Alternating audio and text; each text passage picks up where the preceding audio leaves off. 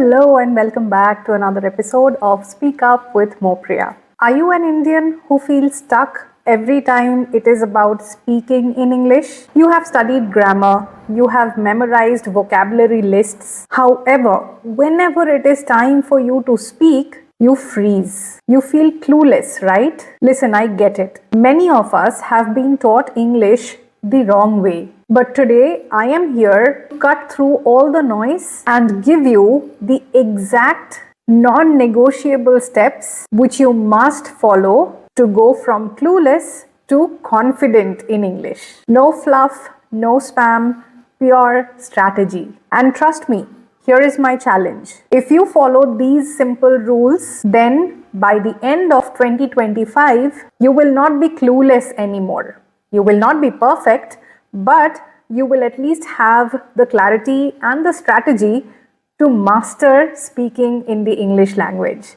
So let's begin. First, let's start by addressing the elephant in the room, mugging up grammar rules and vocabulary lists. While grammar has its place in English, simply memorizing those rules without applying them somewhere is like learning to drive a car by only reading the car manual. You won't actually drive, right? Same happens with English and vocabulary. Just knowing words does not mean that you will be able to use them naturally in your speech. I'm sure you have tried it and you have failed. So now it's time to change the strategy and be aware of how to learn so that you can get good results. Many Indian learners make some specific common mistakes that hold them back from speaking the language correctly. Instead of just mugging up new rules, it is often more effective to identify the errors and rectify them and start practicing. Therefore, if you want a quick targeted solution to this problem and fix those persistent grammatical errors, then my self-paced course on common English mistakes is the perfect option for you. It is a self-paced course, so you can do it at your own pace.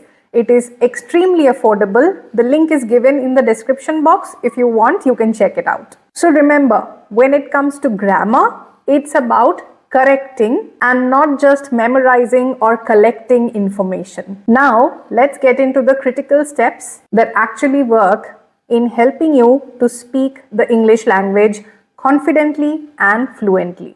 So the first and arguably the most crucial step is listening and comprehension. What does comprehension mean? It means the ability to understand something. Think about how you learned your native language. You heard people speaking around you. You started understanding few words. And then you started understanding sentences. When you stay out of your state for a few years and you hear people around you speaking that language, automatically you start understanding, and slowly and steadily you can also frame small sentences in that language even though you have never learnt it.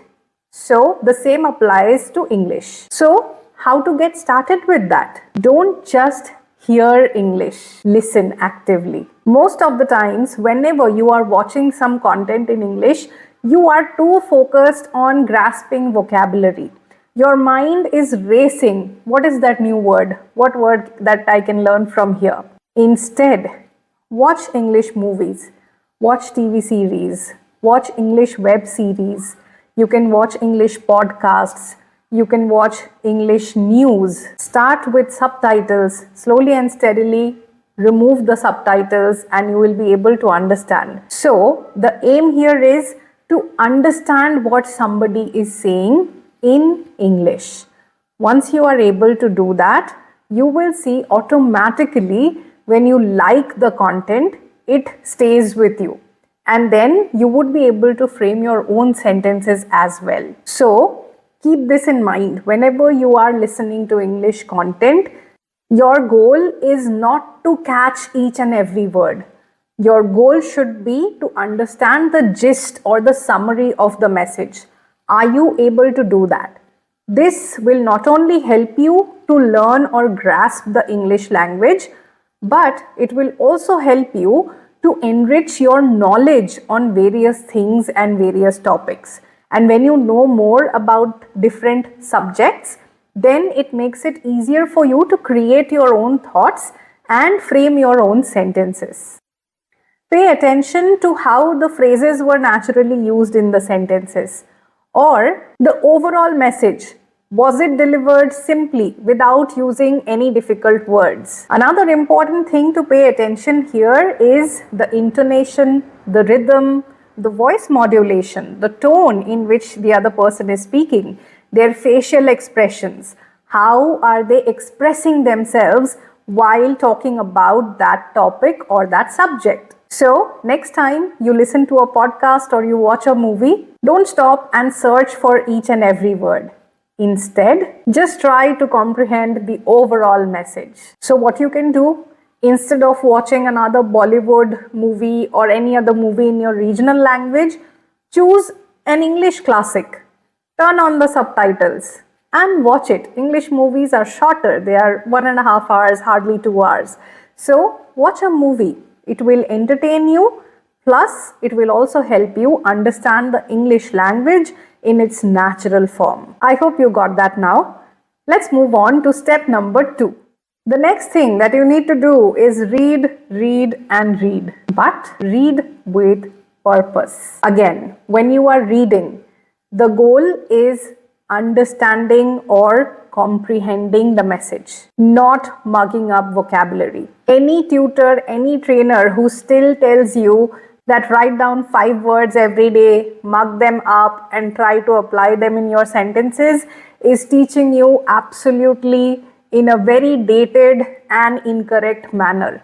Please come out of that. It is not going to help you in any manner. So how do you build up this habit of reading in a way that it actually helps you? First off, please pick up content that you genuinely enjoy. Don't read a self-help book because somebody else has suggested. If you are not someone who is interested in self-help books, just like me, choose fiction or choose news articles, choose film magazines, anything that you are interested in. While reading, when you come across a new word, please don't break your reading flow and jump onto a dictionary. The best way to learn English language and master it is to understand the overall context of the sentence, look at that word and try to guess the meaning. This is what I have been doing all my life. I never jump onto a dictionary. I read that sentence again and I try to decode. What does it mean? What do I think it will suit in this context? And then I guess the meaning. After that, once I'm done reading, then I go ahead and check the meaning.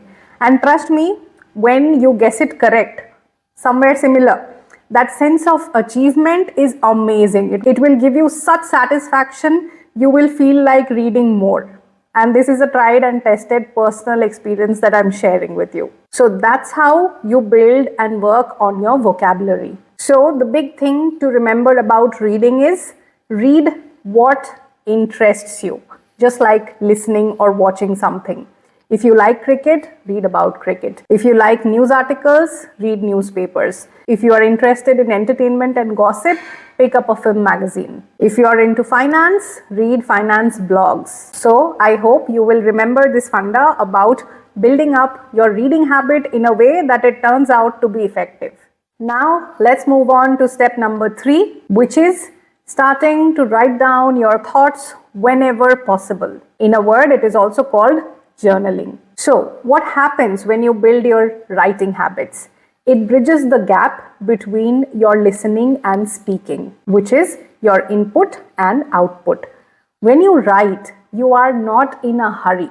So, what you actually can do in this time is you can apply the things that you had heard or read, the words that you had heard or read, the phrases that you had heard or read. And this is a great practice to ensure that you are writing or you are structuring your thoughts in a proper manner.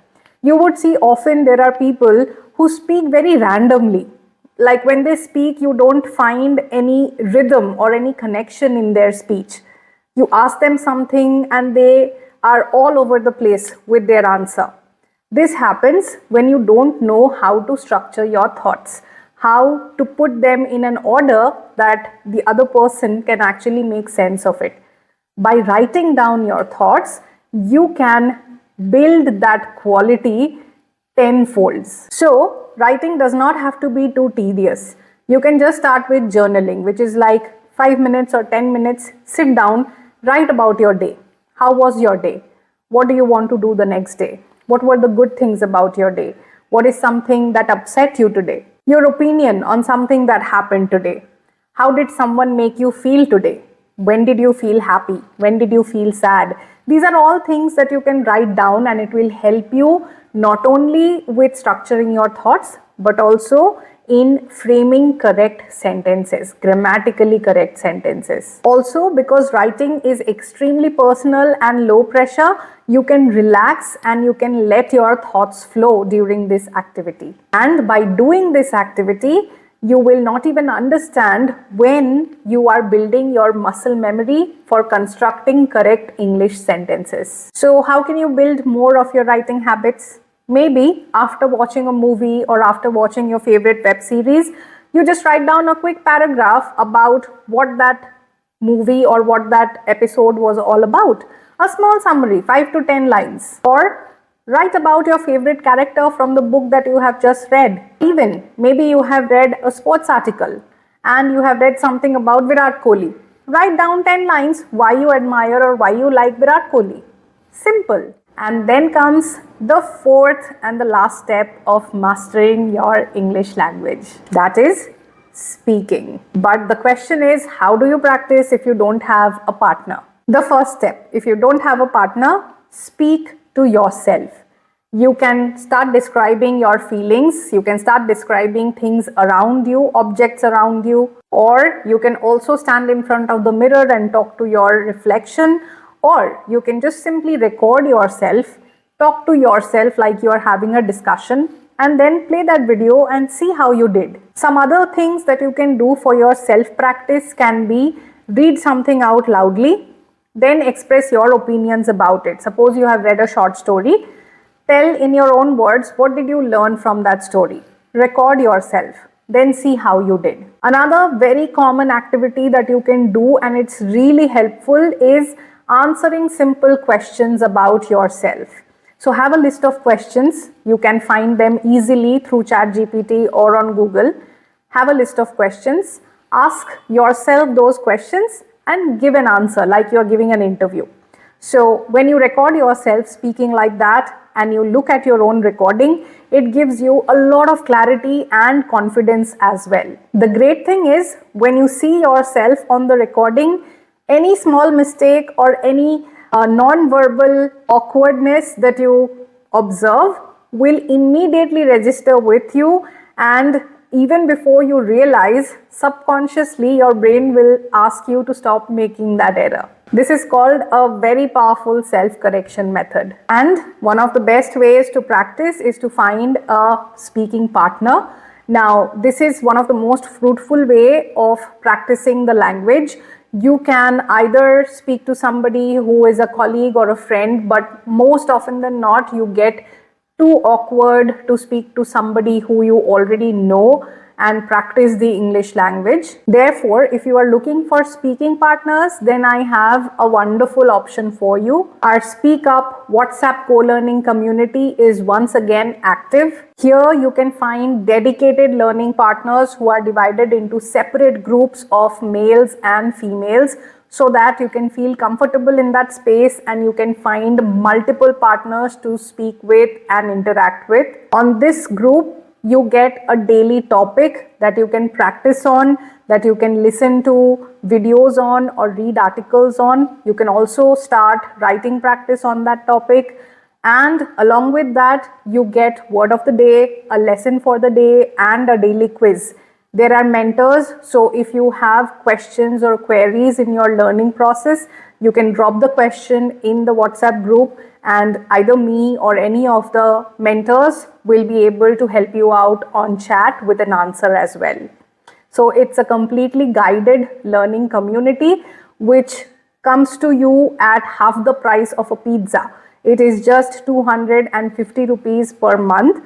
So if you are interested, check the description box. The details are given on how you can enroll. All right, so these 4 steps of listening, reading, writing, and speaking are the most effective and non-negotiable steps that will take you to a more confident English speaker. And there are no shortcuts. So it's time that you stop chasing grammar rules, stop mugging up vocabulary, and start living the language as a natural language. Trust me on this, if you commit to these steps for the remaining days of 2025, you will not feel clueless anymore about the English language. You will not become an expert, that is definitely there, but you will have some clarity and you will see some progress for sure. So if you are ready, let me know in the comment section that I am ready to start my journey. If you like the video, hit that thumbs up button. It will give me some encouragement. Share this video with your friends or your family who might also benefit from it. And I will see you tomorrow in another new video. Till then, you take care. Bye.